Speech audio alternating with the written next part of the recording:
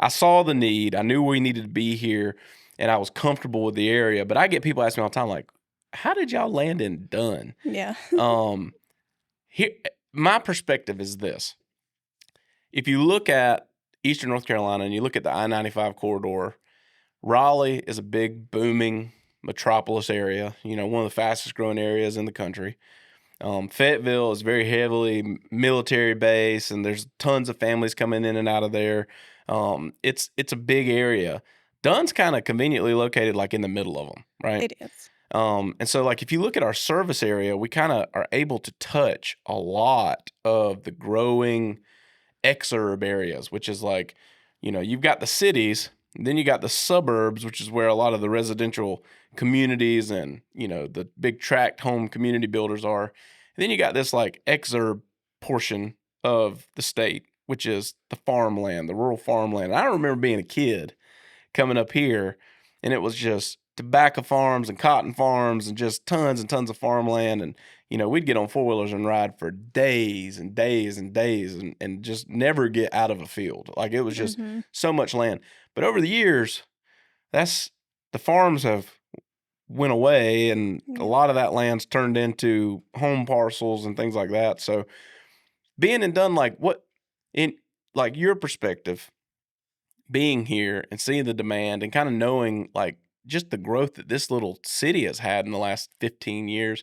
Um, what's your thoughts on Dunn and the service area that we have here? Because we go about 60, 70 miles in every direction from here. Mhm. Just in terms of like the growth that you've seen since you were a kid to today. Yeah, I honestly think it's a perfect area, not just because I live here or grew up here, but just because we are close to, 9540. But yeah, as far as it growing, it has grown a lot. The spillover from the bigger cities are kind of coming this way, so there is more land available here than there is, Raleigh or Charlotte or Fayetteville area. So just pushing those little outskirt areas here, like we service all those areas. So just being able to service all them from this one location, it's a good stretch, and I think we're right in the heart of a good area, Yeah. growing area. Yeah, because you're less than an hour to Raleigh, less Mhm. than 30 minutes to Fayetteville. Yep. You're like an hour from the beach, um, and then pushing all the way back up. I mean, you almost within an hour and a half, you're kind of on the outskirts of those suburbs of Charlotte. So Yep. it covers a big piece of geography, It and does. that's the people we're trying to reach. Mhm. So when we first thought about coming up here, I remember it was funny. Like we were in Greenville, South Carolina. We were down in Summerville, which is right outside of Charleston, and we had met some people up here who had found us online, and they were like, "Man, we have tons of clients. You guys got to get up here." And they were based out of Raleigh, and so we came out to meet with them and just kind of explore like what would it look like to plant in another state. Go build in North Carolina. And I remember I flew into Raleigh, downtown Raleigh. We're walking around. They're showing me buildings, like where we could put showrooms, and they're showing me all these things, and it just did not feel right. Like I was like, man, Raleigh just is cool. I love Raleigh. It's a super cool place to be.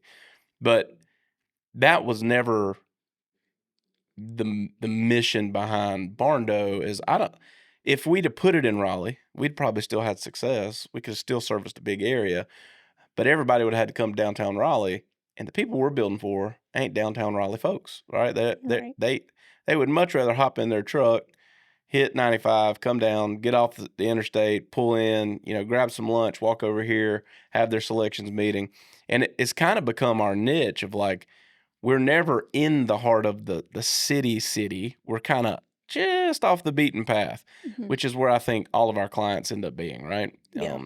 We kind of tie it to the fact that like, hey, we know you're not going to build this downtown. Now, granted, we've built some downtown for investors and different things. We got some really cool Airbnb barndos all over the place now. But the meat and potatoes, the people that we're trying to service, the mission behind the company is we want to build communities with people that share our values.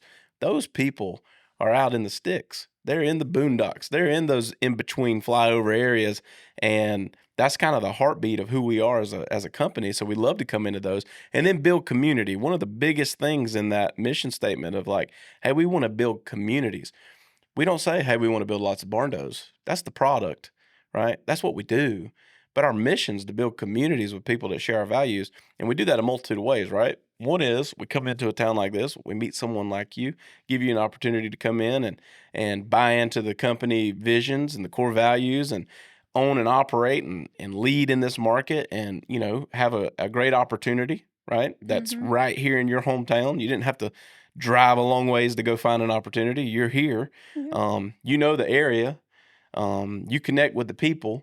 But in addition to that, we pour in money to help the communities that we serve. So I remember when we planted in Dunn, people have heard me talk about Carolina Miracle League until I'm blue in the face because I love it, right? That's kind of where we started in the upstate. That's been a huge focus on how we give back to the community there. But what was really important to me was every time we go and plant a location, that we have the same impact. We have the same ability to connect with the community and invest in it. And we've done that here.